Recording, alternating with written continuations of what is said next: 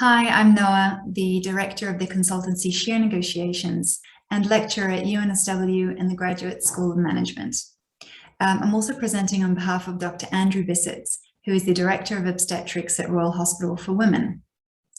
Now, it might be uncommon to regard a consultation between an expectant mother and a practitioner as a negotiation, but there's an opportunity in doing so. If we consider the aims of a consultation, we might see why strategic communication is particularly important.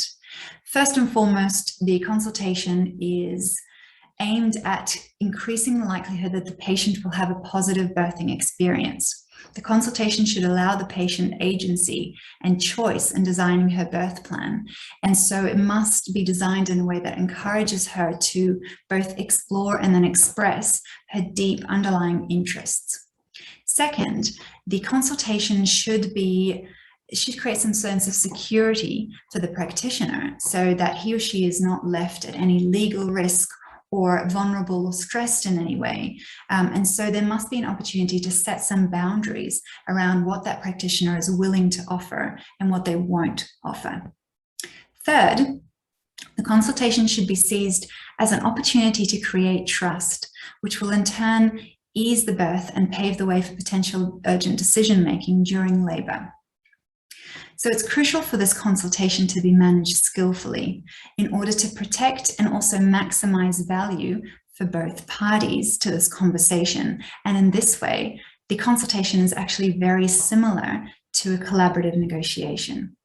If we do take a negotiation approach, I'd like to start by showing you 3 paradigms or approaches to a negotiation.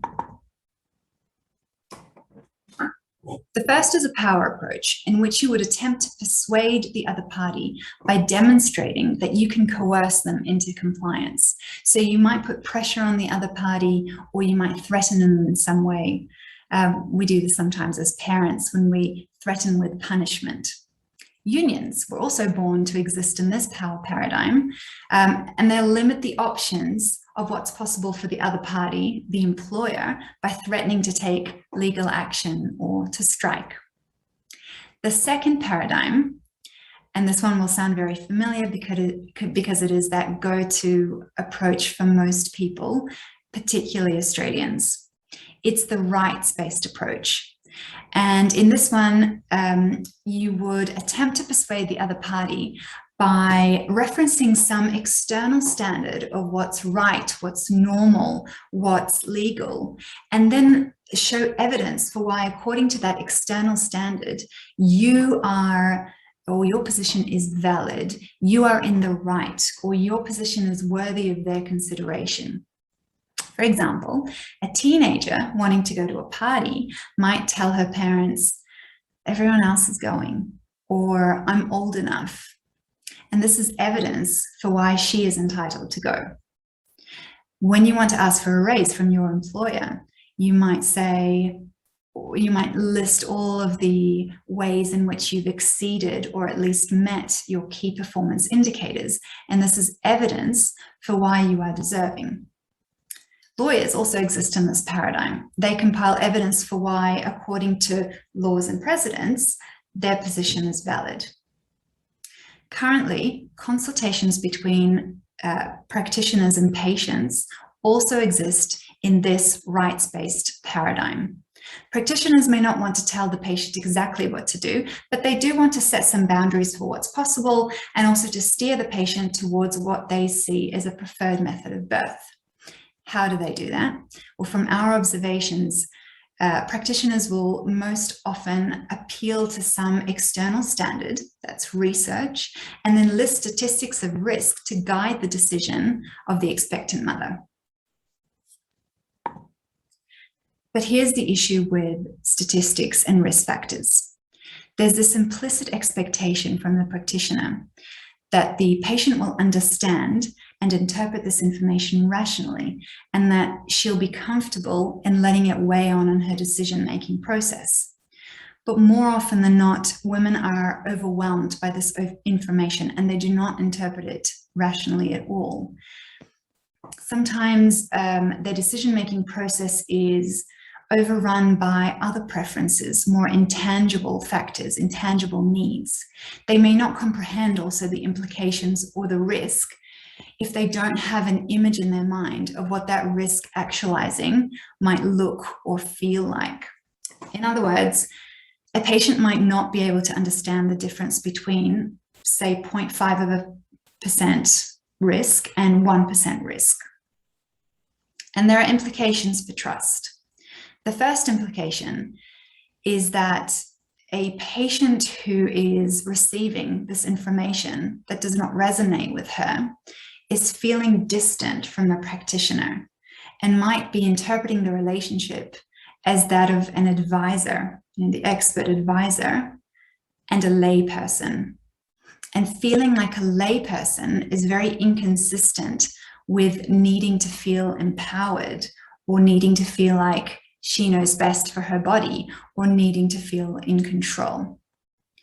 The second implication is that the practitioner, seeing that the information that he or she is providing is not really resonating with the patient, can get very frustrated because of this, loss of control, or understanding that there is a limit to how much this practitioner can influence the patient. These two outcomes lead to a lack of trust, and that will further impact communication before the birth, during the birth, and in emergency situations. Let's go back to the slide. The third approach is very different. It's a two-step process. It's called the interest-based approach. And the first thing you need to do is to identify the true underlying interests and needs of the other party. Now, these might be positive needs like the need to feel empowered, or it might be negative needs like the need to avoid certain feelings, feeling of helplessness, a feeling of lack of control, a feeling of too much responsibility, feeling of embarrassment, etc. And the second step is to tie your advice to the satisfaction of those interests, or in other words, showing that what you are advising directly satisfies the needs of the patient.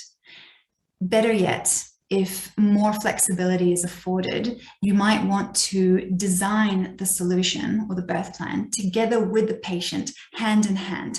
Either way, the patient is in on the process, and she understands that this consultation is about understanding her true underlying interests, and then the practitioner helping her best find the solution to satisfy those interests.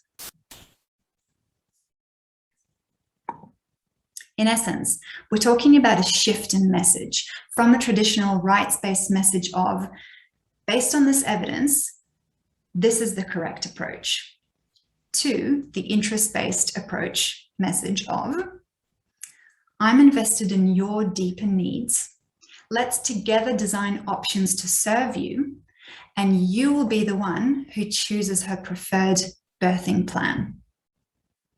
The interest-based approach is a process of exploring deep and often unacknowledged needs of the patient, and then designing the solution together. This new message builds trust.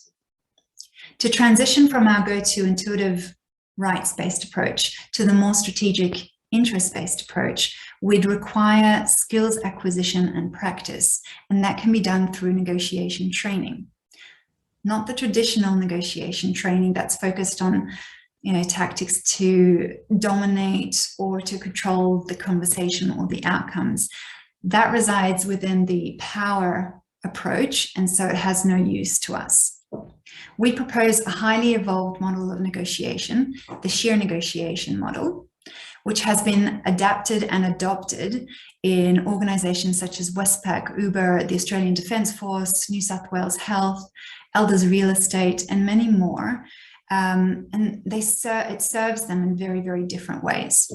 The model provides a 3-phase process for conducting a negotiation, or in this case, a consultation.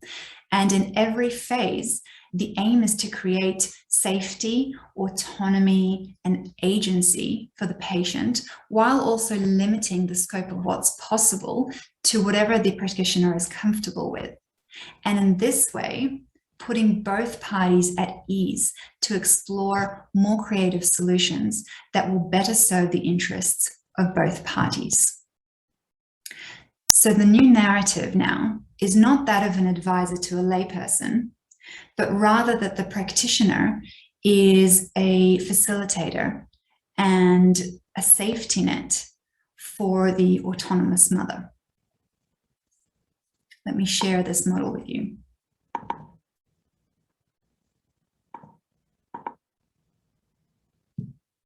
The 3 phases of a conversation, according to this model, are: first, differentiation, where the practitioner uncovers the true underlying interests of the patient.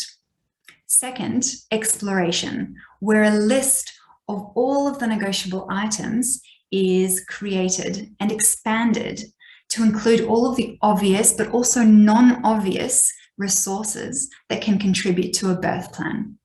And 3, exchange, where a few alternatives, 2 to 3, are designed together by the practitioner and the patient, and they're all within the scope of what's comfortable for the practitioner. And importantly, the patient will then choose her preferred birth plan and ultimately own it. The interest-based approach may come naturally to some, but what's necessary is a very clear step-by-step model of how to hold this conversation so that we can have some clarity and structure in holding consultations.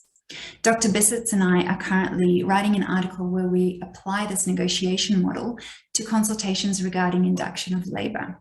We'll be using case studies and practical examples and demonstrating how this model is particularly suited to this situation where both parties are particularly vulnerable and trust is particularly important. We'd love your feedback or any insight that you'd be able to give us. Thank you very much.